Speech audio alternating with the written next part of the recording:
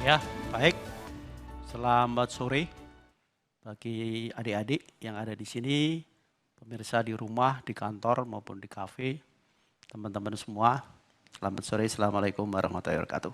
Oke, akhir-akhir ini sangat viral ya, berita tentang oplosan bahan bakar. Kemudian banyak orang menanyakan, apa sih oplosan itu? Apa bedanya dengan mencampur? Apa bedanya juga dengan blending? Karena biasanya kalau orang membuat bahan bakar itu yang dipakai istilahnya blending. Secara bahasa sebetulnya artinya sama-sama mencampur. Mencampurkan dua zat atau lebih untuk membuat suatu zat lain yang mempunyai spesifikasi tertentu. Oke, mari kita lihat. Next, Mas. Oke, jadi minyak bumi yang mempunyai spesifikasi khusus tentu yang cocok dengan proses yang ada di kilang. Ya, karena kilang itu didesain untuk mengolah minyak bumi dengan spesifikasi tertentu. Dari zaman dulu itu kita sudah menghasilkan minyak bumi. Minyak bumi kita sulfurnya rendah. Jadi kalau dijual di harga pasaran internasional, harganya tinggi. Karena itulah kebijakan dari dulu, dari zaman Pak Karno dulu, minyak bumi kita itu diekspor. Dan waktu itu volume yang diekspor lebih banyak dibandingkan dengan yang diimpor. Karena harganya mahal, kemudian kita beli minyak bumi yang kualitasnya lebih rendah untuk diolah di kilang kita. Jadi kilang kita itu lebih cocok untuk minyak bumi dari Timur Tengah, bukan minyak bumi yang dihasilkan dari Indonesia saja. Indonesia ya, maaf. Nah, di kilang itu apa yang dilakukan? Pertama adalah proses destilasi, yaitu mendidihkan minyak bumi tadi pada temperatur tertentu. Tentu yang pertama keluar adalah gas, metana, kemudian LPG gitu ya. Kemudian berikutnya yang keluar adalah nafta, jadi bukan bensin. Bukan pertalite, bukan pertamax atau pertamax turbo, bukan, tapi nafta. Kalau prosesnya adalah destilasi tadi, nafta yang dihasilkan namanya low octane mogas komponen. Oktannya antara 80 sampai dengan 90. Apa itu oktan? Oktan adalah ketahanan dari bahan bakar untuk tidak berdetonasi.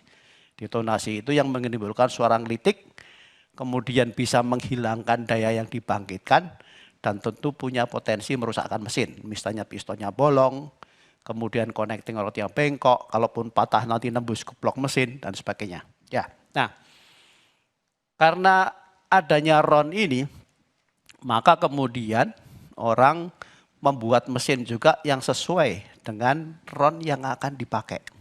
Jadi kalau misalnya RON-nya cuma 90 atau RON-nya cuma 88 waktu itu ketika ada premium, maka mesinnya yang digunakan adalah yang kompresinya antara atau di bawah 9. Kemudian muncul Pertalite yang RON-nya 90, maka itu cocok untuk kendaraan yang kompresinya adalah antara 9 dan 10.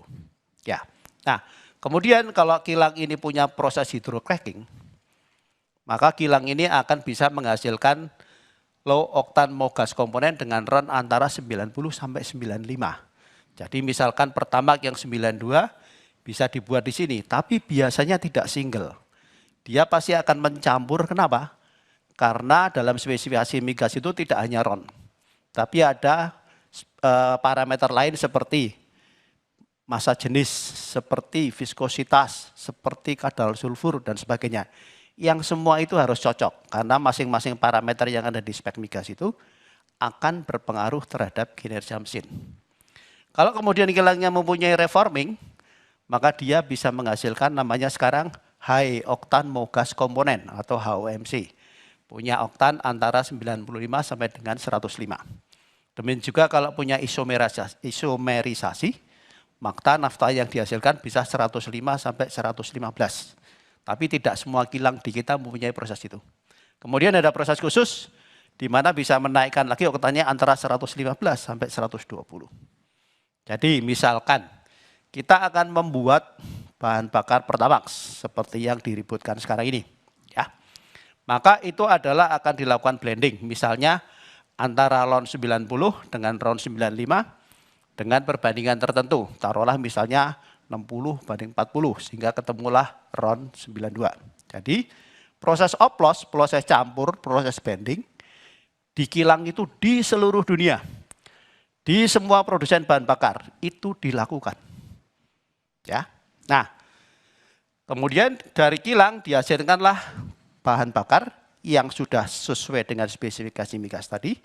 Kalau itu dari kilang Pertamina Internasional, maka dibeli oleh Patraniaga. Oleh Patraniaga, bahan bakar yang sudah spek tadi, kalau itu adalah RON 90 atau Pertalite akan diberikan warna. Ya, supaya apa? Supaya konsumen mudah mengontrol bahwa ketika dia membeli, dia mendapatkan bahan bakar sesuai yang dikehendaki. Contoh misalnya, kalau adik-adik di sini membeli Pertamax, yang dispensernya warna biru, tapi yang keluar adalah hijau, apakah kita mau terima? Tentu enggak ya, karena kita merasa, loh ini kok saya dikasihnya Pertalite, yang harusnya warnanya biru, kenapa saya dikasih yang warna hijau? Tentu kita nggak mau. Dengan begitu, konsumen bisa mengontrol bahwa dia bisa mendapatkan bahan bakar sesuai yang diinginkan. Ya, demikian juga untuk mengontrol SPBU. Kalau ada SPBU yang menjual bahan bakar dengan warna hijau, tapi keluar dari dispenser warna biru, artinya SPBU ini nakal. Dia menjual bahan bakar yang tidak sesuai dengan apa yang harusnya dia jual. Baik. Nah, kemudian kalau dia bensin RON 92 atau Pertamax, selain diberi warna biru, ada lagi tambahannya, yaitu aditif paket deterjen. Demikian juga di Pertamax Turbo. Maka dia diberikan warna merah dan aditif juga paket deterjen. Dan itu dilakukan di terminal bahan bakar minyak. Nah, apakah kita tidak boleh melakukan blending atau mencampur di terminal bahan bakar minyak? Boleh. Contohnya apa? B40 atau yang kita kenal dengan solar subsidi. Maka B0 atau solar 48 dicampurkan dengan 40% biodiesel, dilakukannya di terminal bahan bakar. Karena biodieselnya disuplai dari pihak luar. Next, Mas. Nah, ini adalah contoh penggunaan aditif deterjen. Paket aditif deterjen ini punya fungsi seperti yang kita lihat di sini, menjaga katup isap supaya tetap bersih, menjaga injektor tetap bersih, mencegah terjadinya penurangan daya, mencegah terjadinya pemborosan bahan bakar, mencegah peningkatan emisi gas buang, dan menjamin bahwa mesin itu aman untuk dioperasikan. Kalau kita tidak menggunakan paket deterjen, maka yang terlihat adalah di sini. Jadi katupnya akan banyak kerak seperti ini. Kalau ini kebetulan adalah katup kondisi baru, yang gambar yang ketiga adalah kondisi katup dengan aditif, keraknya tipis saja, sedangkan yang tanpa aditif adalah seperti yang gambar yang paling kanan. Ya, fungsinya ada di mana? Di sini. Jadi katup itu adalah tempat di mana dia akan membuka atau menutup campuran bahan bakar yang akan masuk ke ruang bakar. Seandainya banyak kerak seperti ini, maka campuran bahan bakar dan udara akan terganggu untuk masuk tertahan. Sehingga akibatnya dayanya berkurang. Jadi kalau misalkan benar dugaan bahwa Pertalite yang RON 90 itu dicampur dengan Pertamax ya RON 92. Kalau 50-50 menjadi RON 91.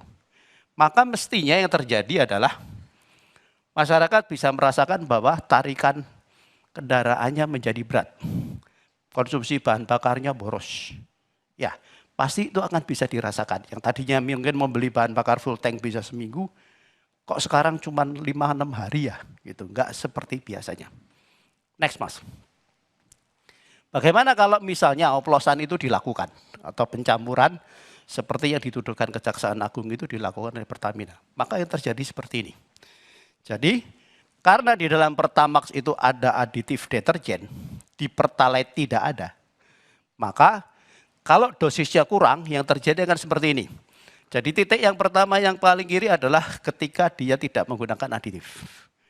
Ketika kemudian aditifnya ditambah sekitar mungkin 55, maka bukan turun, tapi malah naik. Ya, kalau kita tambahin lagi menjadi sekitar 130, mungkin dia akan turun seperti garis kuning. Kemudian ditambahi lagi menjadi sekitar 180, akan ke titik yang ketiga, yang biru. Kemudian yang terakhir akan menjadi yang paling kanan. Jadi kalau kita lihat di sini, tanpa aditif keraknya cukup banyak, Dengan aditif tapi kurang dosisnya, keraknya tambah banyak. Dengan aditif yang dinaikkan dosisnya, keraknya mulai sedikit. Dengan aditif yang optimum, keraknya makin sedikit. Jadi seandainya itu terjadi, berarti antara tahun 2018 sampai dengan tahun 2023, mestinya banyak masyarakat yang mengeluhkan, kok kendaraan saya sekarang menjadi tidak enak. Tapi apakah kita dengar berita tentang itu? Next, Mas. Oke, bagaimana dengan pewarna tadi? Jadi bahan dasarnya dari bahan bakar itu adalah warnanya kuning bening. Tapi tidak selalu kuning muda. Karena tergantung dari crude oilnya, tergantung dari minyak buminya. Kadang kita dapat kuning muda, kadang kita dapat kuning tua. Pewarnanya antara Pertalite dan Pertamax sama-sama warna biru. Kenapa? Karena kalau ingin mendapatkan hijau, kuning harus dicampur dengan biru. Jadi seandainya warnanya kuning muda, pewarnanya biru, maka kita akan dapat hijau kebiruan atau biru muda. Kemudian kalau kebetulan bahan dasarnya adalah berwarna kuning tua, dicampur dengan pewarna biru, maka kita akan dapat warna hijau. Ketika warnanya adalah menjadi biru muda, kemudian viral di video bahwa ada orang mengisi 2 botol kaca, diisi 1 Pertalite, diisi 1 Pertamax. Ya. Lalu yang didapat adalah, ini kok warnanya sama?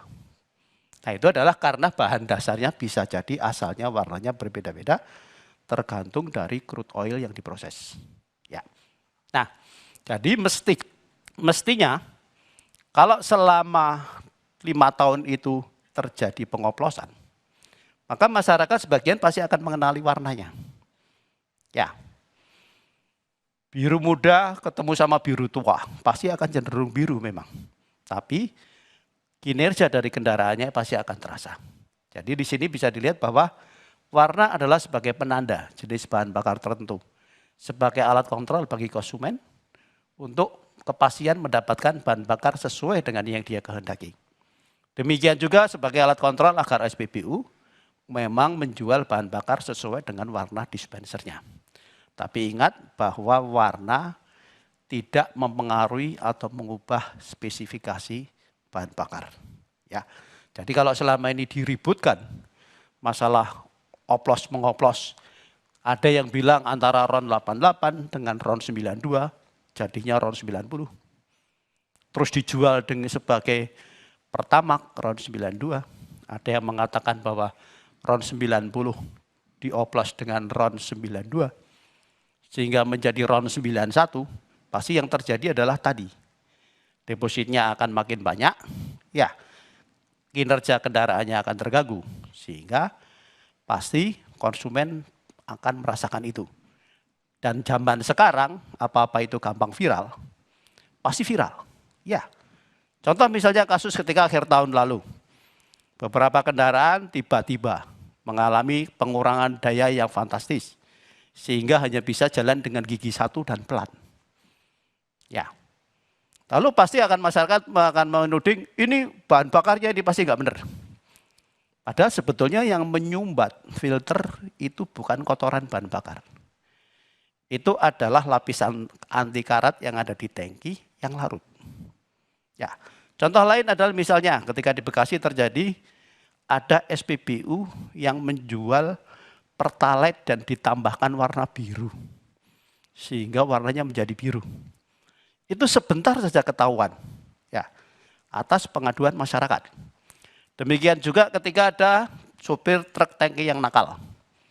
Dia mengambil sebagian bahan bakar yang diangkut pada truk tangkinya, lalu supaya transaksi di SPBU-nya tetap volumenya sama dia diisi dengan air.